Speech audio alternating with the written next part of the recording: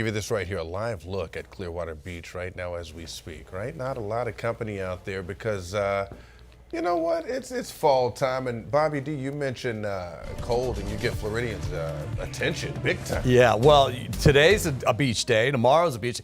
Sunday is actually a beach day. And we even have a weather impact alert for that. But it's a couple showers and thunderstorms rolling through the area, so it's a little inconvenient.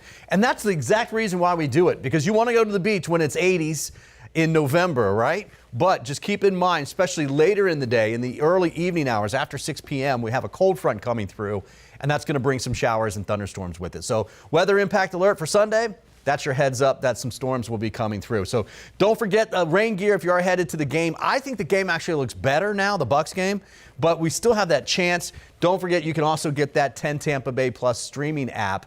It's free on your phone. You can watch what you're watching right now on that, and you can get weather alerts, okay? Another one that we have is our weather impact for Tuesday morning. That's for the cold air. Now, look, Monday's going to be windy and chilly, right? 50s most of the day. But Tuesday morning, we're talking near record low temperatures in the morning to wake up. We're talking 30s and 40s, plus it'll still be breezy, and it's going to make it feel like the lower 30s. So you're going to want to dress in layers for Tuesday morning. Think about the kids at the bus stop. They may need to have a ride to the bus stop. They may need to take them to school. The car line might be longer because of that, right? Now, outside now, we're dry. None of this is rain. We're going to watch some of that, but I do expect 1 or 2 showers to pop up today right along the I-75 corridor and then kind of drift off towards the east. It's not a lot, but 1 or 2. Sarasota, Manatee, Hardy, DeSoto Highlands is a lot drier today than it was yesterday. Here's 3 o'clock, and you see what I'm talking about? And then watch how they just kind of work their way inland. It's not a lot of them, but it's warm and it's muggy. And so just think kind of summertime, right? You get those afternoon showers to pop up. Not quite summertime, but similar process. Saturday morning, tomorrow morning, we're sunny, patchy fog in the morning, but then by the afternoon, kind of the same deal. Pop-up shower or 2. This is not showing as much. This is around 4 o'clock on your Saturday. I think we'll see a little bit more. Sunday morning, patchy fog, some low clouds. Isolated shower Sunday morning. That's around 8 o'clock. But watch this. Midday, we have these pop-up showers and storms. That's around 1 to 2 o'clock. Bucs game's at 1 o'clock, but the Bucs game's here. Okay, so if these shift any further to the north, we're going to have a chance, and that's our heads up for that. And then in the evening, here comes a line of showers and thunderstorms. That's around 6 to 7 p.m.